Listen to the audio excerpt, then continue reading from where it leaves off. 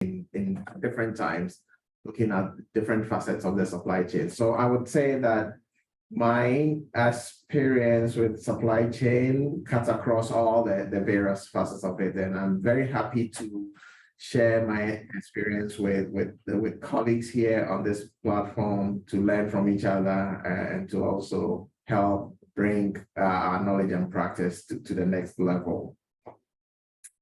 Timi, I hope that suffices for an introduction. You are mute. Okay, thank you. That suffices. You may just want to add what's your initial take on supply chain and quality assurance. So my first reaction, supply chain in low and middle income countries is very complicated. It is, supply chains are complex everywhere. Most people do not appreciate the complexity of it until you interact with it directly. But it's even more so in low and middle income countries. The reason being that in many of these countries, there are multiple actors who just do a very small part of the whole thing. Information systems are weaker than elsewhere, so things are not clearly visible. The supply chains are not well protected from inflows from outside of it, as it were, so things easily enter, exit, and re-enter the supply chain at nodes or locations that will not be expected.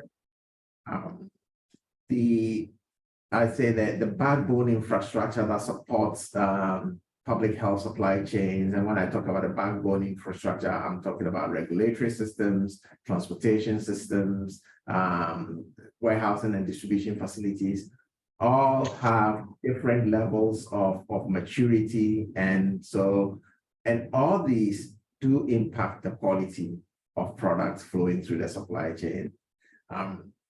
Fairly recently, I was speaking to a group around this kind of topic, and I was saying that as supply chain professionals, a key responsibility is to protect the quality integrity of the products that enter the supply chain and deliver same quality without deterioration, without damage to the end user. But there's more to it than just protecting the quality once we receive the products into our custody. Once you receive the products, there's very little or none that you can do to enhance or improve the quality. If it's poor quality, it's poor quality. You cannot augment that quality. You can protect it from further deterioration. So as supply chain officials in low and middle income countries, part of our responsibility is to make sure that the products that enter the supply chains in our custody are certifiable quality, of good quality, because once they enter the supply chain, you cannot do anything to improve its quality. The most low and middle income country systems and most supply chains actually do not even have the systems in place to test for quality, to actually do detailed tests for quality. And so we end up relying on proxy indicators. So physical characteristics of the product, if it's been rendered wet or humidity damage, things that are obvious, that are physical attributes that you can check for. But that's not the only measure of quality at all. A product could look physically okay, but be of poor quality. And we can talk more about that in a few later on in the discussion. So I think that the issues of quality in low and middle income countries are a lot more complicated because of the several weak infrastructure and other things that I've already mentioned. All right, thank you, Johnny. Thank you very much for that opening remark about quality assurance and supply chain in low and medium income country. So I'll move on to Malte. Malte, you will permit me to just pronounce it the way I'm pronouncing it now until you make the correction. So you introduce yourself, just tell us about your organization and what you do. Then you want to tell us about what's your opinion regards health commodities and what quality assurance is? Martin. Yes, thank you, Timi. So hi, everyone. My name is Maite Barthel. I am French, but I am based in the Netherlands. I am also a pharmacist like Johnny, and I have a major in international regulatory affairs, more specialized in pharmaceutical, even if now I work mainly on medical device and in vitro diagnostic device. I am also EU GDP Good Distribution Practice certified by competent Dutch authority. That's helping me, right, in my daily job. And so yeah, to maybe give you more insight of what I'm doing in my company. So I am the quality and regulatory responsible pharmacist within PFSCM. So PFSCM is a PSA, Procurement Service Agency. Our parent company is GSI. So I already met Johnny, here. In certain meetings, and we support our donor to procure and supply commodity in the respective country, right? So to respond to your question in terms of the quality assurance, let's define what is quality assurance for, at least for PFSCM. So for us, it's a part of the quality management that is focused on providing confidence that the quality requirements, right, are met in order to maintain the desired level of product quality, but also services at every stage of the process. And yeah, for us, it's along the supply chain. And in terms of what is important, if I can focus on activity mainly, so it's first of all define the proper quality and regulatory requirements, because in PFSM, actually, the quality team is also ensuring regulatory compliance. So yeah, define this requirement, but also support with the pre-qualification and approval of our supplier, pre-qualification and approval of our product as well, ensuring data integrity and data compliance, provide any support in terms of disposition of product, right? Ensuring vigilance and quality alerts, adverse event vigilance, review the different complaints, right, that can happen at post-shipment level, and of course, in certain situations, support with recall coordination and testing, sampling, etc., and also providing all technical advice on quality and regulatory matters or issues that can happen along the supply chain. So for me, QA has a role at all aspects of the supply chain, right? From like the supplier and product selection till arrival to the country. In alignment with what Johnny just mentioned, of course, it is very complex for the country receiving our commodity. Why? Because mainly of this country doesn't have yet the level of maturity, even if it's changing, right? With, for example, the WHO benchmarking program, to be able to determine they need some support, right, in term of quality, I think we have a big role to play here in order to support this country. Right. Thank you very much, Marty. I really appreciate that opening remark and the introduction. So you have already hinted us about some of the things that are required for quality assurance and the kind of work that are expected. I'll move over to Mohammed. Mohammed is the author of the conversation, and I just want to use this opportunity to say thank you, Mohammed, for raising this very important topic, and to a couple of other colleagues that have responded to the questions directly on the Listserv. I want to say thank you very much. This is the essence of our community, to be able to generate quality questions and solutions or answers to the questions that we're asking. So I will leave the floor now for for Mohammad Yari to introduce himself, tell us about yourself, and then give a context to what your experiences are as regards supply chain and quality assurance. What are the quality assurance issues you have seen in your context within the supply chain of health commodities? Over to you, Yari. Thank you very much, Tim, and also good morning, good afternoon to all colleagues. A cordial thank you to IAPHL leadership, especially you, Timi, for this wonderful initiative and also support. And also, I would like to cordially thank all those colleagues that they provided feedback, a very useful and vital feedback during this conversation. My name is Mohammad Yari. I'm a public health and regulatory specialist with more than 15 years pharmaceutical background and also regulatory experience. I'm a pharmacist and also I have completed my Master of Public Health in one of the foreign countries. Originally, I'm living in Afghanistan. I have worked with different national and international organizations in pharmaceutical sector, including IMC, Management Science for Health, or MSH, which was a USAID supported project in Afghanistan. Also, I have worked with the AFDA, Afghanistan Food and Drug Authority, as a regulatory advisor and also pre-market service integration director for a couple of years. And currently, I'm working with the International Federation of Red Cross and Red Crescent Society as a senior health program officer. And during my part-time, I'm doing freelance regulatory consultancy.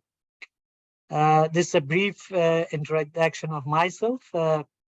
Actually, I have started pharmaceutical background from a grassroots as a pharmacist in a district hospital. Then gradually I have worked with different higher level, then up to Directorate of the Pharmaceutical, Directorate of National Regulatory Authority for the pre-market.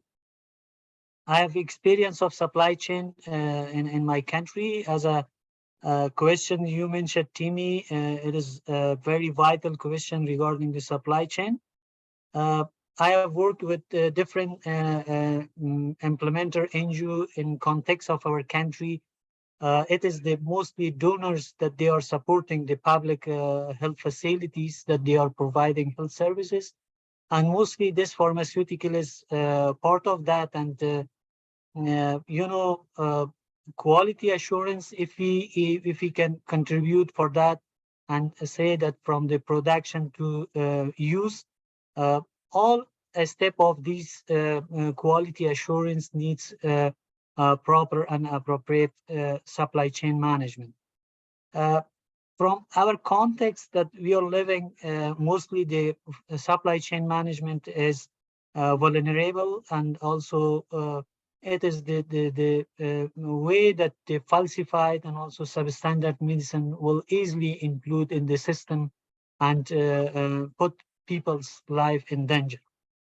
So this was, although we have the NRA, but we do not have a much strong NRA. Although they are focusing on those technical aspect of the regulatory system, including the master file and all the requirement of the API, etc. But as well, additional skills assessments, like basic question about. Sorry? Of course, I share the slide with you and Rakomi, please, can you just mute yourself? Nati, please, if you can mute him in case he may be on the call. Sorry for the interruption. Yes, sorry about that. So, please. So in our country, although we are NRA system are trying, but the market is vulnerable, and mostly the low quality and substandard medicine enter the in the system.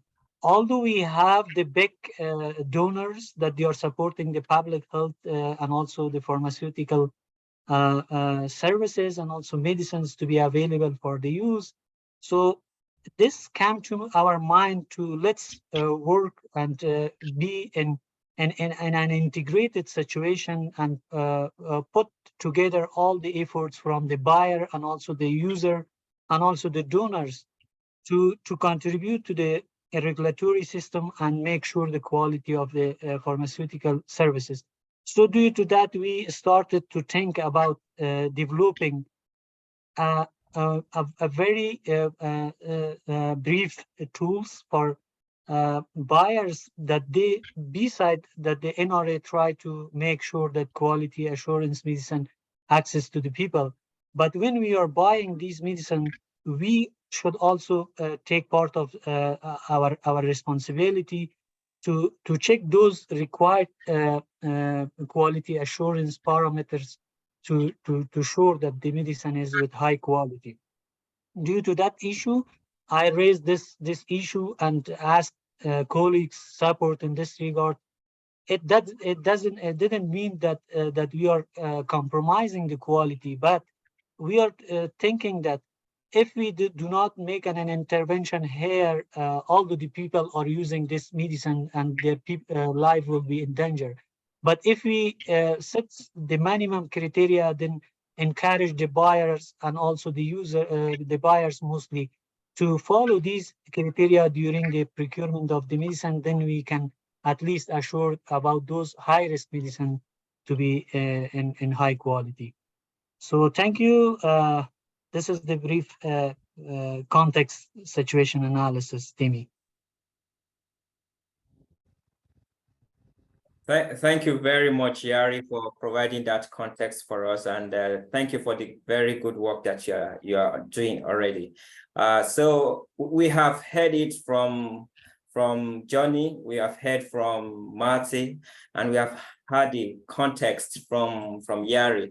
So I'm talking to all of us on this call now. Please, the floor is open to us. Let's begin to turn in our questions in the chat, and you can raise your hands, and then we'll give you the floor to ask questions and also provide some additional insights to the discussion that we are having.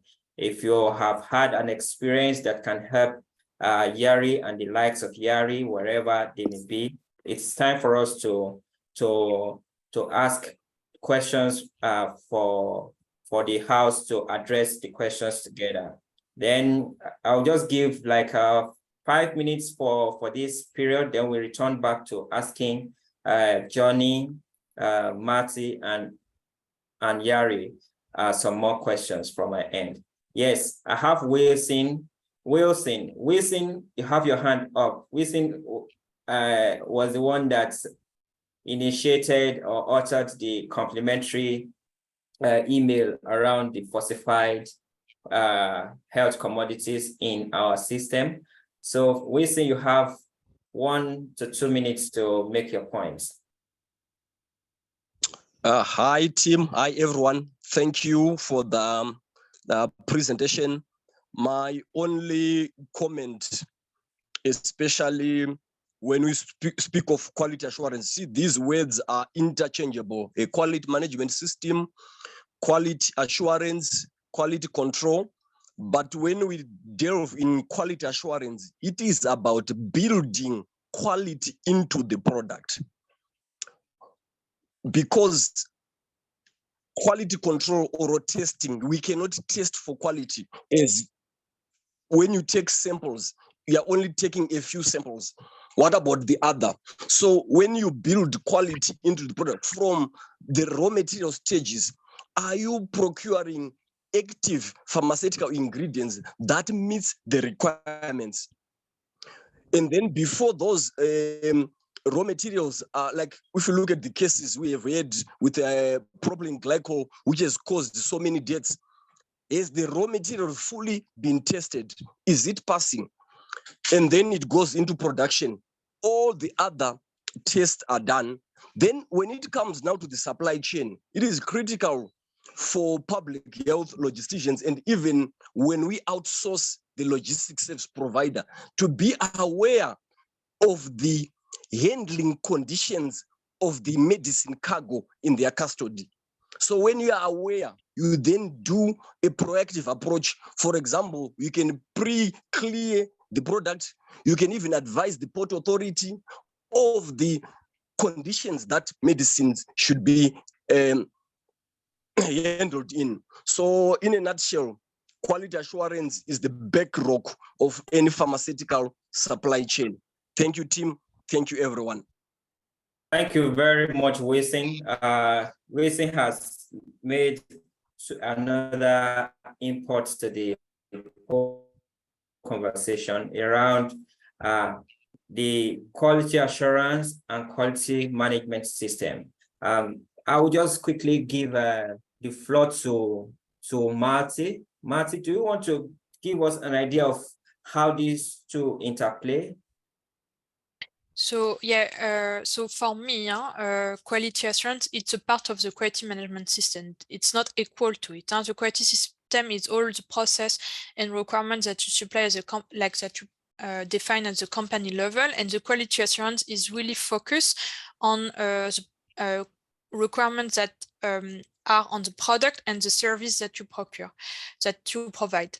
So that's yeah, a part of the quality system, but that's not replaced, right, the full quality system. Now I heard about Wilson comment on quality control. So same here.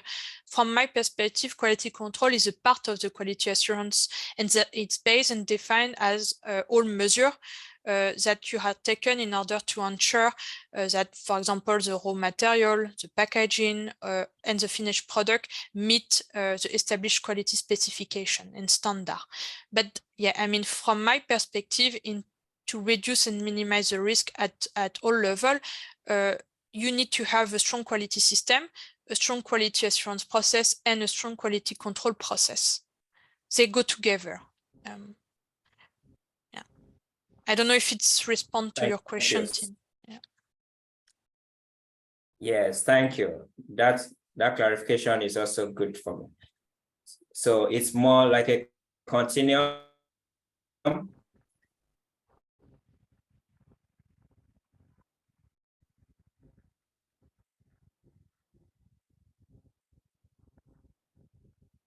Timi, I think you're muted. Sorry, Johnny, you can respond to the comments now. Oh, actually, well, I think that Maite nailed it very clearly. The quality management system is the broader umbrella definition, but within that quality management system, there are things that you do that are quality assurance activities, and the quality assurance happens all through the process all the time. Quality control, you can think of it as that last step where you check to see if you are actually hitting the quality. And Wilson, you're right. You cannot test every single product. You sample, you test for conformity, you look for any deviations. And so quality control is a key step. It's not the only step. Quality assurance alone without any quality control is not adequate also. And you need to have a quality management system, which is an overall system that helps you determine what items you are going to admit into your production process or into your supply chain at the point of entry, whatever checks you do. And I know that it's a big topic. We cannot exhaust it all, but some of the things that Mohammed mentioned are very, very important. Having some criteria to determine that this product or this item can enter your supply chain, and then having criteria like, do you know the supplier?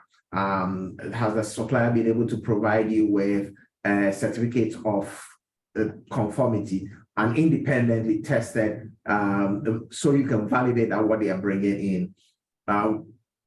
There are bigger concepts about how you look at quality issues when it comes to medicines.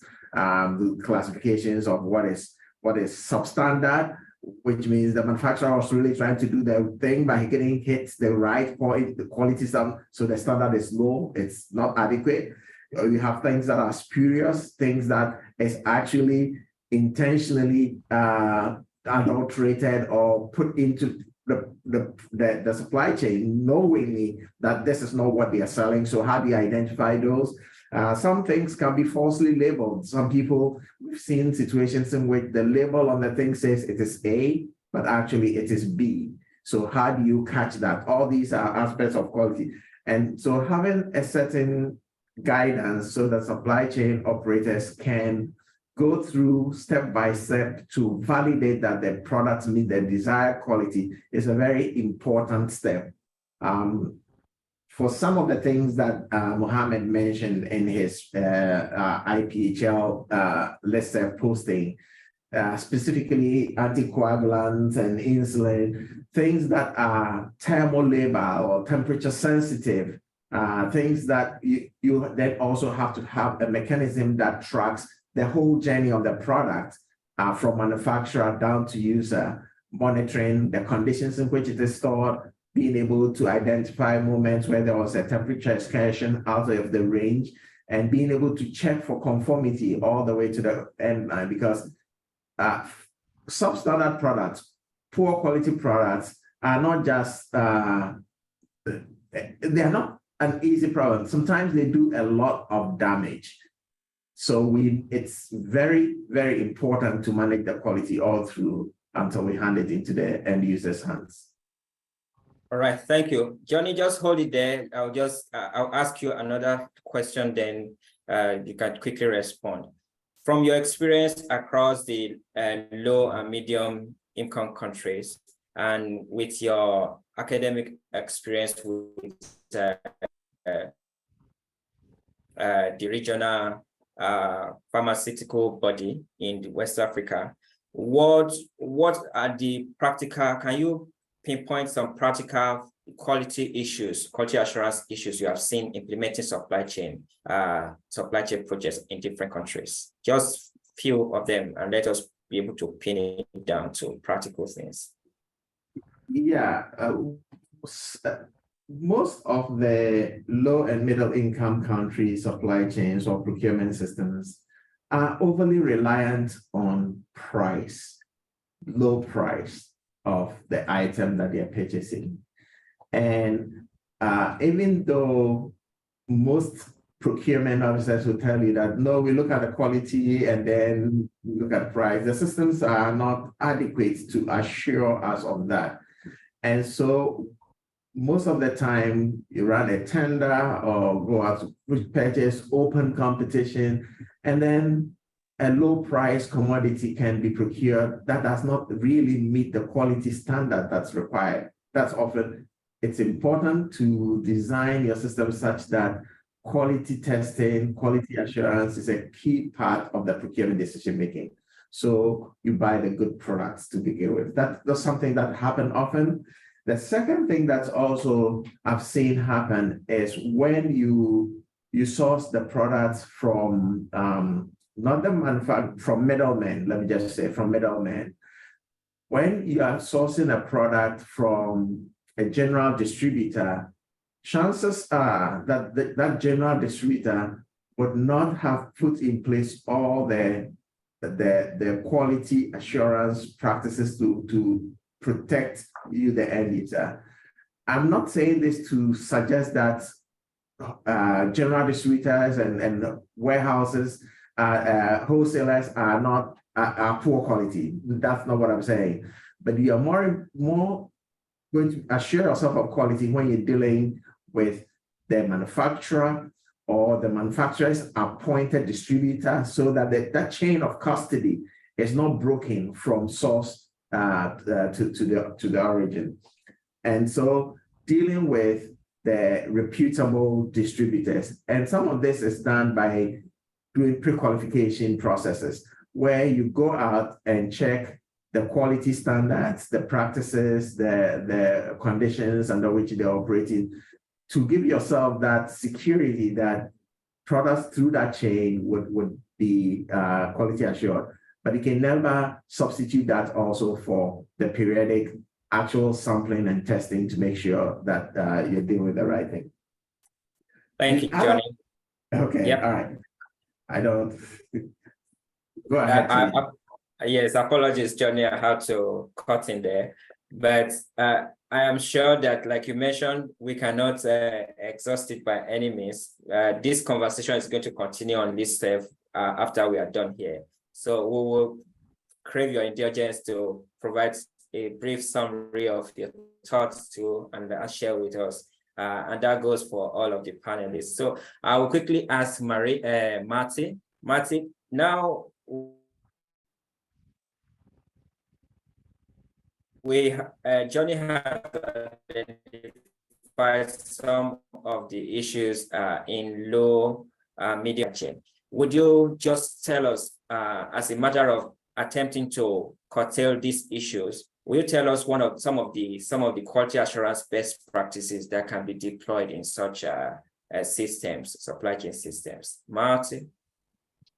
Yeah, Marty. so yeah, to jump on what Johnny mentioned on the different supplier, from my perspective, right? If you want to go or to buy from a wholesaler or a distributor, yeah, Johnny was talking about check. So yeah, I mean, from my perspective, you can use an audit or inspection process, right, against the WHO good storage and distribution practice in order to ensure that the supplier with who you work, so here's a wholesaler and the distributor, comply with international requirements, and that can help you, right, to reduce certain issue related to this point.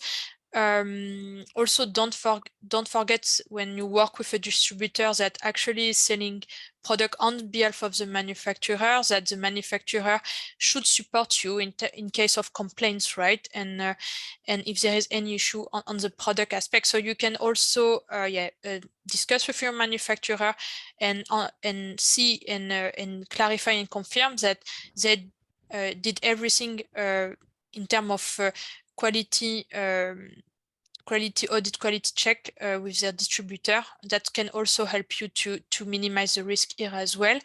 And I would like to mention another tool that actually we use a lot in PFSM. It's our incident management system.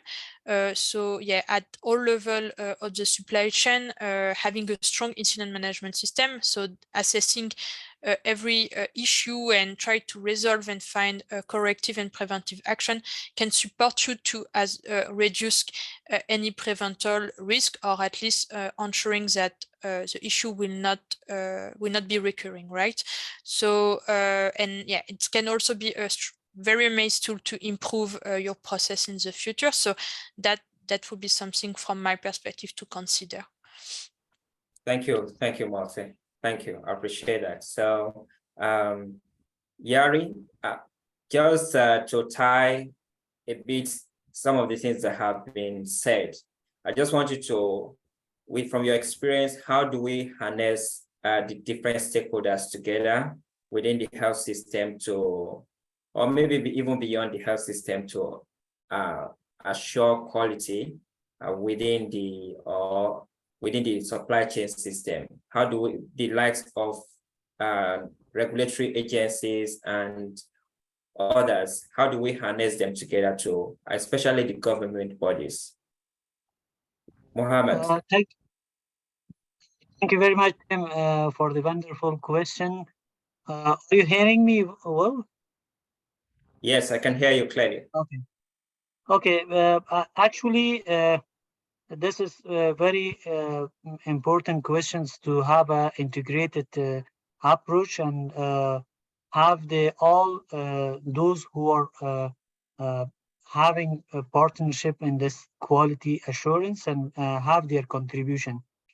From my perspective, those points that is needed to be improved, those are that first we need to have clear law legislation and degree to support the requirement for the quality assurance and quality of the medicine.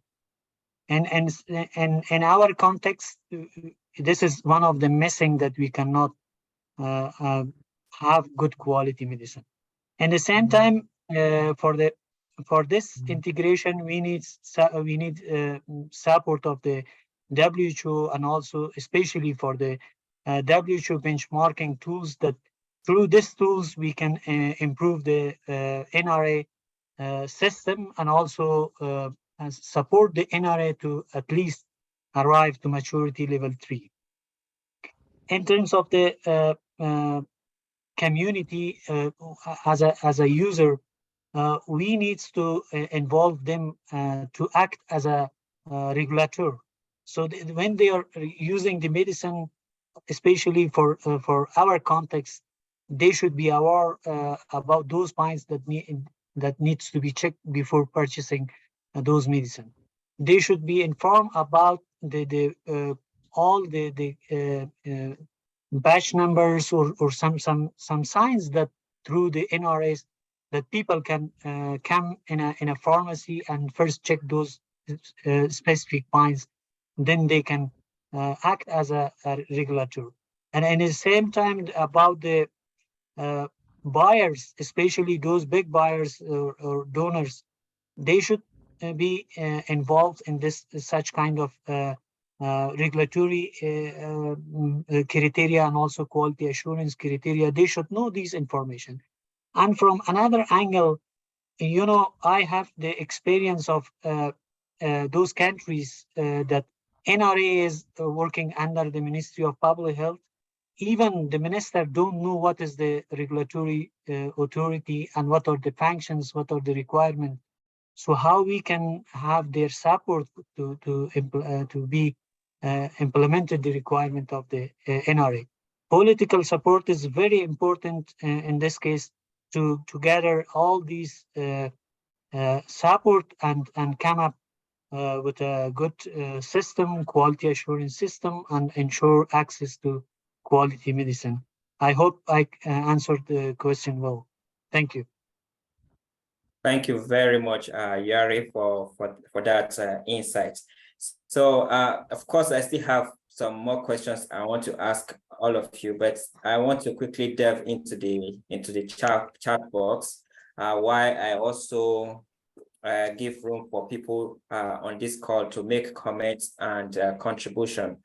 I have some long comments that I may not be able to read all of them, but maybe I will just give 1 minute to each of them to just speak. Ruth Kidd, Save the Children.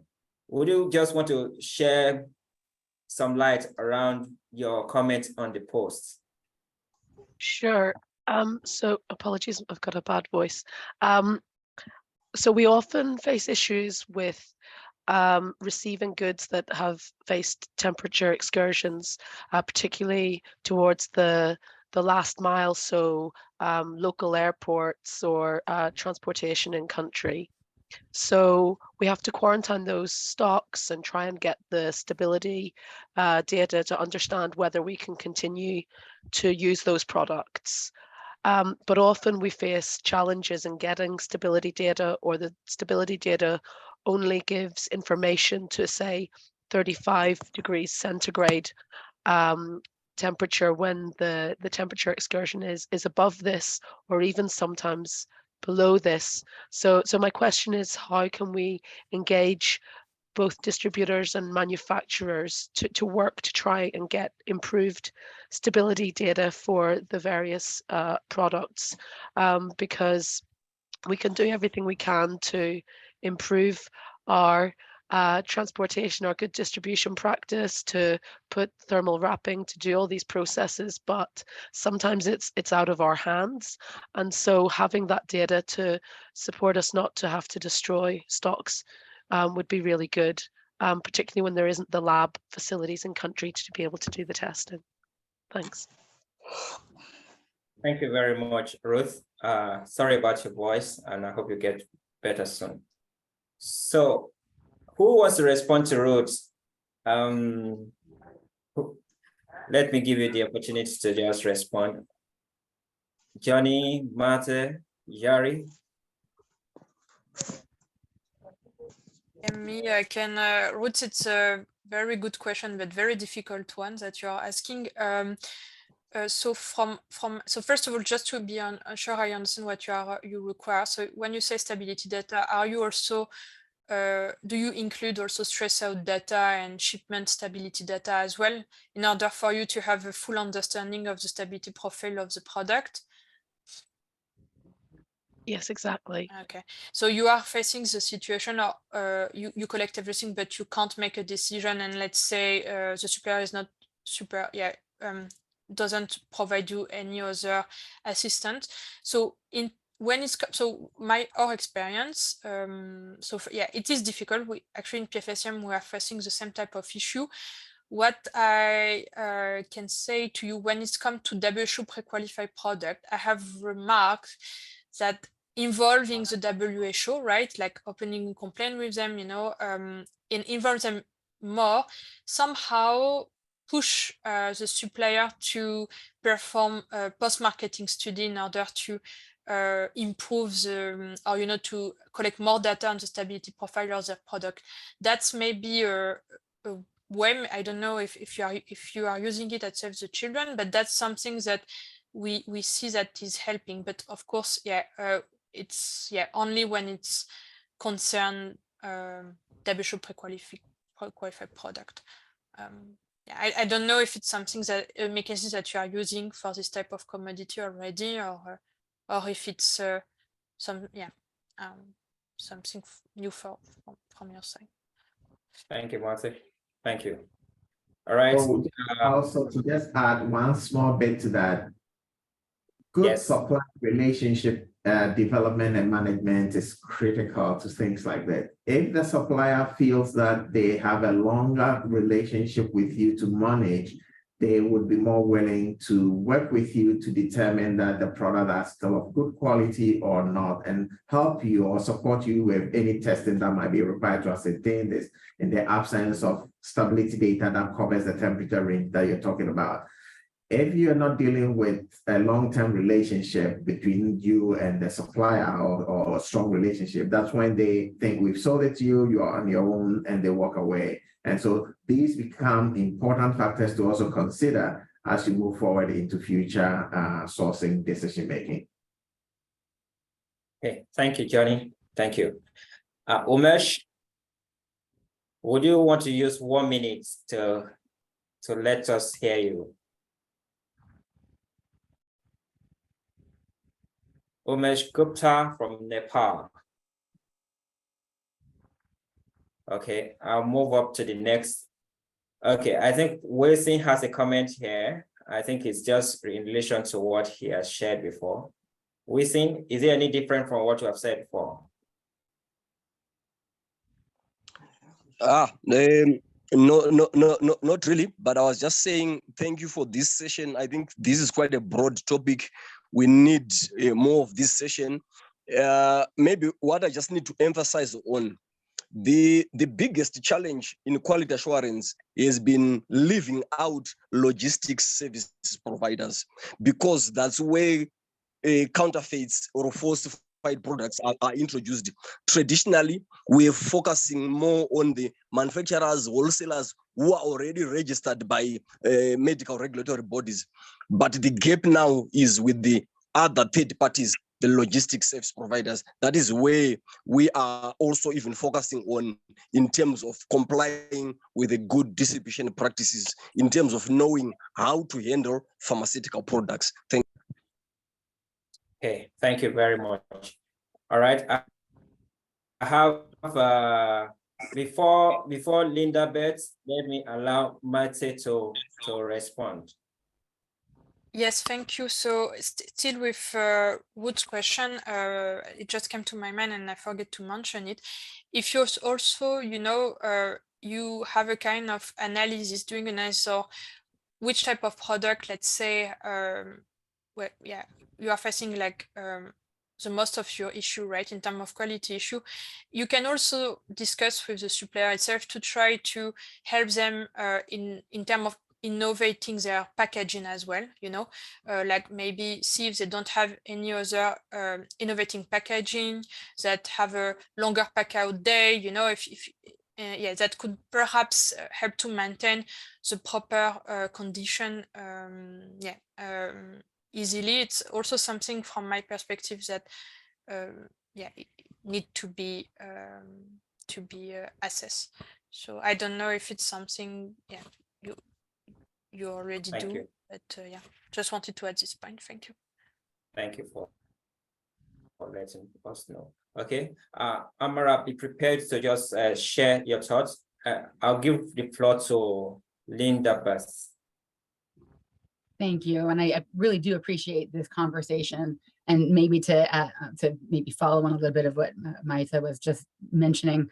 But in terms of, so I am with USAID in the HIV/AIDS program in particular, and I know that we have been working with other global donors in terms of donated product to have it to start being labeled again. So it's not necessarily the, as you guys are talking about, the quality of the actual product, but again, talking about the labeling, the data exchange, helping to ensure that manufacturers are following the GS1 standard, which has been adopted across many countries, the healthcare standard across many countries. And I think part of the actual email thread, Nadira shared the US FDA's requirement around that, and Nuran also mentioned it. I would say maybe those two or the examples that they provided, for instance, the US FDA and the European Union, and they're a lot more reflective on tracing. So if some a bad medicine has been used, and basically you can trace it back to where it came from. And I think what we have been trying to promote is the actual tracking. So as not just the ownership from the end, but the actual tracking of its chain of custody, which has also been mentioned multiple times here. So I know that the donors, again, we've signed on to a global implementation requirement for suppliers to make sure that they do provide the proper labeling and they do serialize the products that are being donated. I think we're also providing technical assistance for some countries to adopt that track and trace innovation or technology, if you will, in their internal country systems to allow them to take those serial numbers and you capture them and then continue that tracking through countries. So it's definitely a long decade or more journey to get all those different pieces in place. But I think we're hopefully that we can help contribute to this conversation in terms of that data exchange. So anyway, that's it. Thank you very much, Linda Betts. We'll definitely have to get across to you more, but do not hesitate to give us a brief of summarized support that you are currently having. Maybe share with us at the Secretariat or share on the Listserv preferably. Umesh is back. Just hold it there. I just want to confirm from Amara. Amara, I saw that Johnnie has responded to you. Do you want to say something around your question on the chat, Amara? Yes, thank you so much, Timi. I'm Amara in Freetown, Sierra Leone. I work with UNICEF as head supply officer for health and nutrition section. And so, of course, I'm also a pharmacist by background, so a lot of issues around quality assurance and quality control. So what we have observed recently, I just want to pick from the issue we had with the cough syrup in the Gambia recently. And we have seen how quality assurance or quality control could fail and could lead to to death and the loss of lives and property. But it's very important to note that quality assurance issues can happen at any time within the stretch of the whole of the supply chain. Could be either due to temperature exposure or poor handling, transportation, or inadequate staff or training as well, that could lead to quality assurance issues. And I also wanted to bring another aspect in quality assurance, which has to do with post-market surveillance.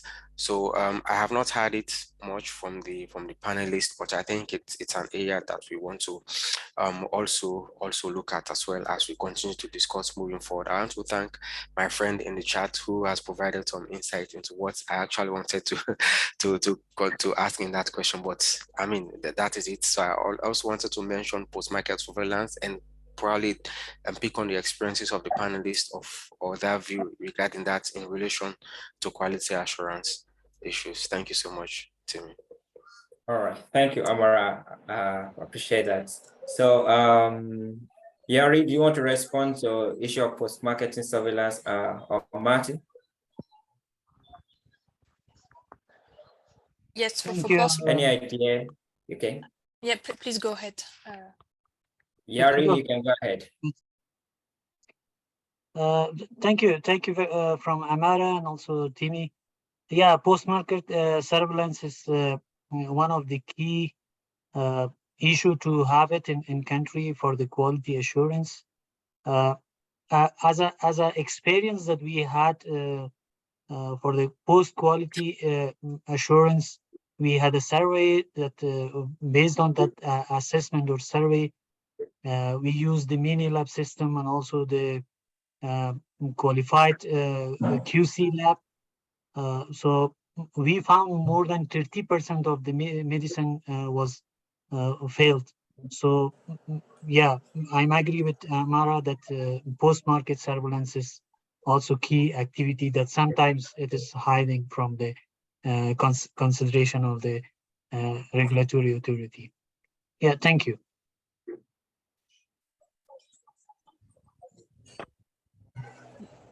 Yeah, in addition to this, I Just think we can 1 minute to also. respond before I move on to Mesh. Martin. Yeah, please, thank you. Yeah, just to complete what was said, I think we can be proactive, right? If it is difficult for you to get any notification or any fuel safety notice from your supplier, there is, you can use regulatory authority website to get this information and collect this information.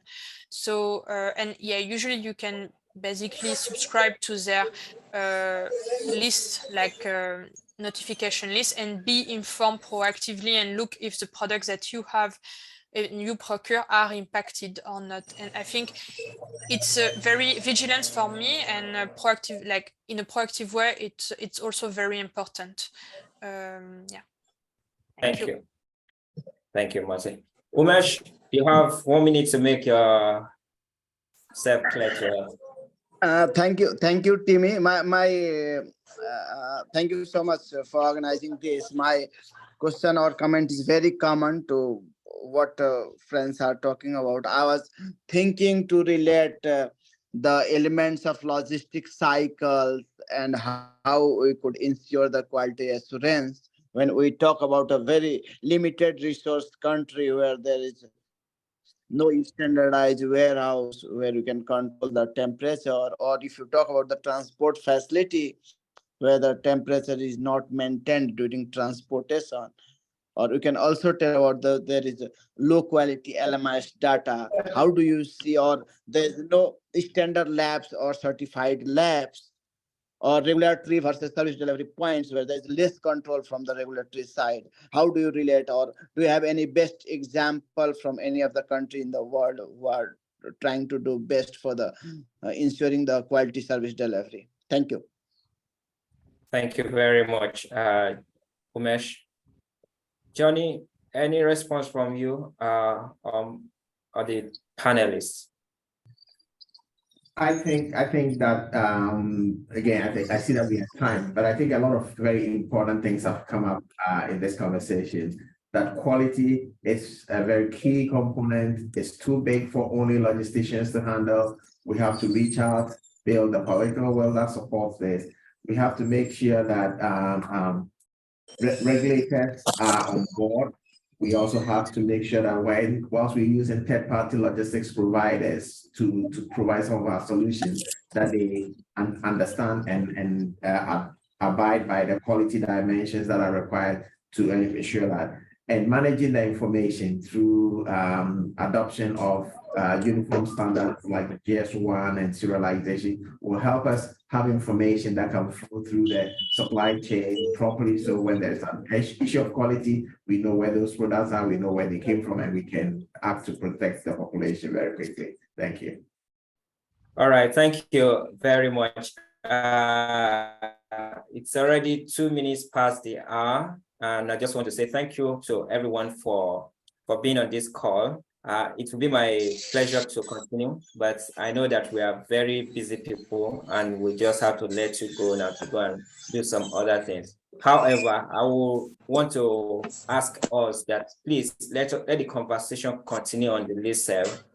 This is just to tell us that we are listening to, we are watching what is going on the Listserv, and we see the importance of this conversation. That's why we brought it to the fore like this. So I will encourage the panelists, the audience on this call, and every other person that will be listening to make contribution to the quality assurance issue. It is clear to everyone now that supply chain experts cannot say quality assurance is not their business. However, they can't do it alone, so they should reach out. And there are a couple of tools and entities that can be reached out to enhance the quality assurance within the supply chain system, as we have learned from the panelists today.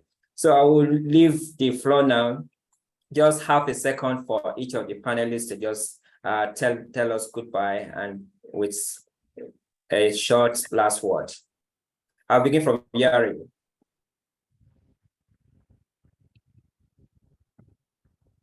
Okay, Johnny, please go ahead. No, I think Yari is here. Okay. All right, well, thank you, everybody. It's a pleasure, and I'll be happy to continue this conversation either in a forum or on the Listserv through contributions, and have a blessed day. Thank you very much, Johnny. Marty? Thank you, everyone. Yes, like Johnny say, I would be happy to continue this conversation and wish you a nice end of day or a nice day, afternoon for some of you that are in another time Thank zone. you very much. I really appreciate that. Maite, you will have to pardon me for mispronouncing your name, but I'll get through with time. All right, Yari, over to you. Thank you very much, Tony. It was a great discussion. And also, we also propose to have such a discussion in the future to share our experience and also the knowledge. And at the same time, I'm requesting all colleagues to share those tools and documents that can support in this regard other partners and other colleagues. Thank you very much again from all of you. Thank you. Especially for your management. Thank you. Thank you very much. Thank you so much. Thank you. It's now officially over, but the conversation continues on the Listserv. This is IAPHL Spontaneous Technical Panel, and we are grateful to everyone who made it for the first edition of this conversation. Thank you and have a great day. Bye.